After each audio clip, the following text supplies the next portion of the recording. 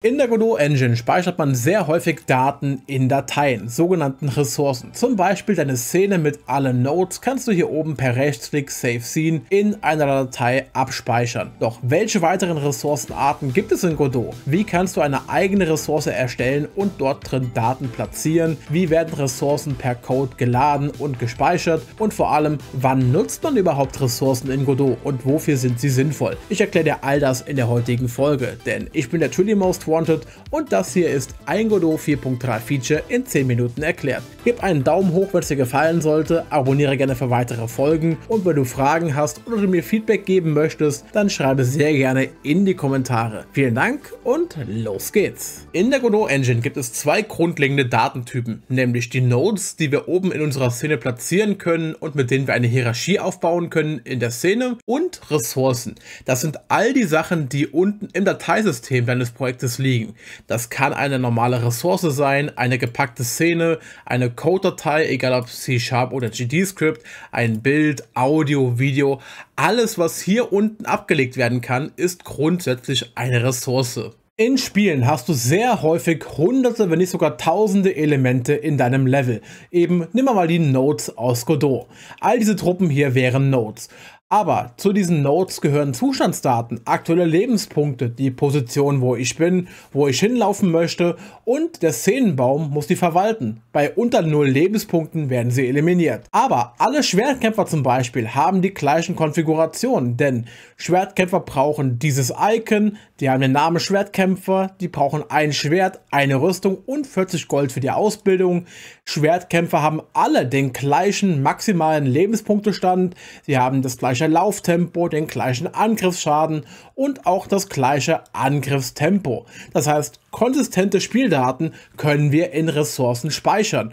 Und genau das wollen wir uns das mal in Godot genauer anschauen. Und zwar habe ich hier 10 Schwertkämpfe. Jeder von diesen 10 Schwertkämpfern ist eine Node 2D mit einem eigenen Skript für eine Einheit. Und da drin haben wir ihre aktuellen Lebenspunkte, eben die Zustandsvariablen. Und oben drüber haben wir auch die Unit Data, eine Ressource mit den Konfigurationsdaten. Schwertkämpfer und ihre Beschreibung, ihr Aussehen, dann ihre Ausbildungskosten, maximale Gesundheit, Angriffsschaden, Reichweite und Angriffstempo und auch ihr Bewegungstempo. Beginnen wir in GD-Script mit der Klasse für eine Konfigurationsdatei, eben für eine Ressource, und dafür musst du oben von Ressource ableiten, Extends Resource. Damit eine Ressource im gesamten Engine-Kontext bekannt ist, unbedingt Class-Name nutzen und danach das gleiche wie immer. Du kannst Variablen hier anlegen, sie mit add-export in den Inspektor der Engine exportieren und auch hier unten drunter Funktionen anlegen, alles wie gewohnt. Das Gegenstück wäre die laufende Einheit in deiner Szene, und hier nehmen wir eine Node 2D und auch da nehmen wir das Class-Name, um sie im System bekannt zu machen. Wir haben zwei Variablen, die wir exportieren wollen, nämlich einmal die Unit Data eben und die aktuellen Lebenspunkte. Für die können wir auch zwei Aussagen treffen. Und zwar, wir sind am Leben, wenn die Lebenspunkte größer als 0 ist, oder wir sind eliminiert, wenn sie kleiner oder gleich 0 sind. In C#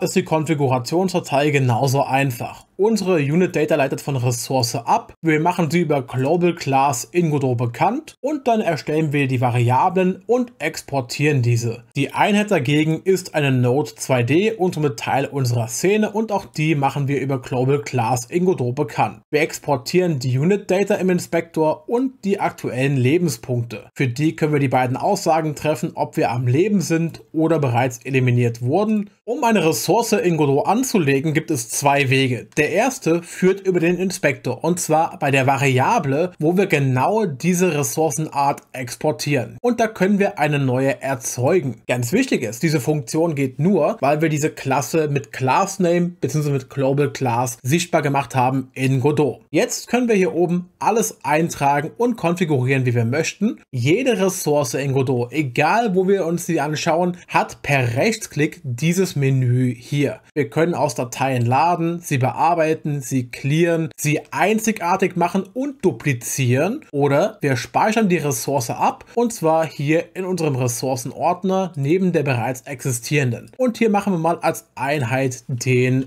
Pikeman, den Pikenier, draus. Und da können wir auswählen zwischen Textressource, was nach außen hin gut lesbar ist und auch bearbeitbar, aber langsamer beim Laden, oder binäre Ressource, für uns nicht lesbar, für die Maschine schnell zum Laden und Speichern. Wir nehmen jetzt mal hier T-Res und machen Speichern. Der zweite Weg, Ressourcen anzulegen, ist im Dateisystem hier unten. Per Rechtsklick Create New Resource können wir dann hier aus dem Ressourcenkatalog unsere Sachen auswählen, die wir brauchen. Wir suchen mal hier nach unserer Unit und dann können wir die hier direkt speichern an Ort und Stelle. Und wir nehmen jetzt mal hier unsere binäre Ressource.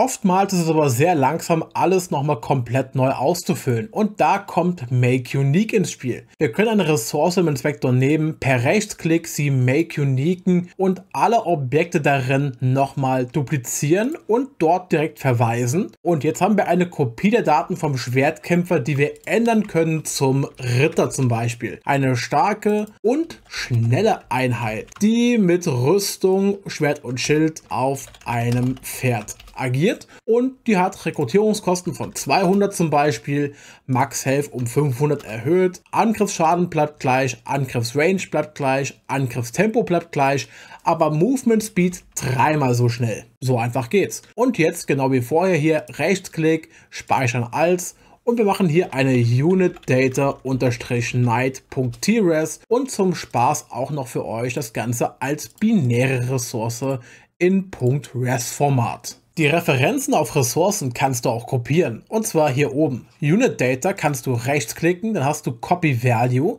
und die Referenz auf die Ressource wird kopiert. Und jetzt gehen wir auf den Schwertkämpfer 2 und können auch hier sagen Rechtsklick Paste Value. Dann hat der ebenfalls die Ritterdaten.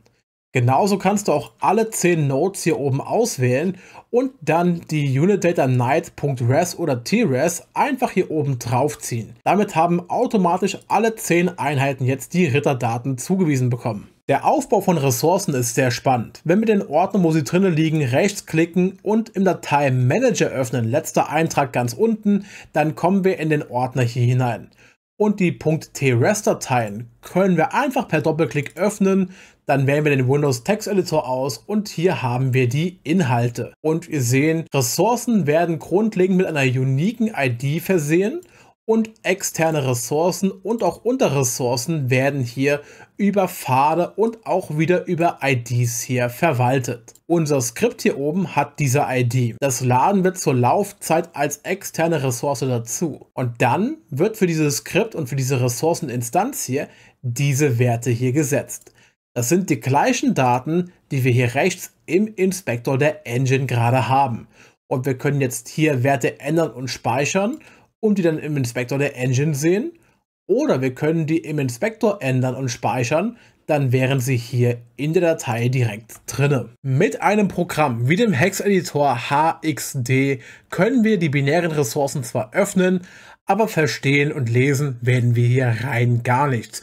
Und das müssen wir auch nicht. Wichtig ist nur, bei großen Ressourcen mit Hunderten oder Tausenden von Daten, macht sie einfach binär. Die kann Godot viel schneller laden. Das gleiche auch bei gepackten Szenen mit Hunderten oder Tausenden Nodes, lieber binär machen. All diese Dinge können wir auch in GDScript im Editor machen per Code. Und zwar Ressourcen anlegen mit dem Standardkonstruktor oder eigen angelegten. Variablen lesen und beschreiben, nichts Neues. Wir können Make Unique, eben das Duplizieren, aufrufen. Wir können mit dem Resource Saver und der Save-Methode eine Ressource an einem bestimmten Path abspeichern. Wir können mit dem Resource Loader prüfen, ob ein Dateipfad existiert und auch mit der Load-Methode im Resource Loader diese Ressource dann herausladen und zum Schluss umwandeln, eben casten, in unseren benötigten Ressourcentyp. In C# genau das gleiche. Mit Konstruktoren Objekte erzeugen, Variablen beschreiben, mit der Duplicate-Methode ein Objekt duplizieren, mit der Save-Methode im Resource Saver eine Ressource speichern, mit Resource Loader Exists prüfen, ob ein Pfad existiert und mit der Load-Methode dann eine Ressource als bestimmte Ressourcenart herausladen. Und damit weißt du jetzt, wie du Daten sinnvoll und wiederverwendbar in Ressourcen eben in Dateien speichern kannst. Ich hoffe, das Video hat dir gefallen. Wenn ja, gib dem Video einen Daumen nach oben unbedingt. Abonniere gerne für weitere Tutorials. Und wenn du Fragen hast oder Feedback geben willst, schreib sehr gerne in die Kommentare. Mehr Software- und Spielentwicklung gibt es sonst immer auf Twitch. Erster Link in der Videobeschreibung. Und ich sage vielen Dank fürs Zuschauen und hoffentlich bis zum nächsten Mal. Yours truly most wanted. Bye bye. Tschüss.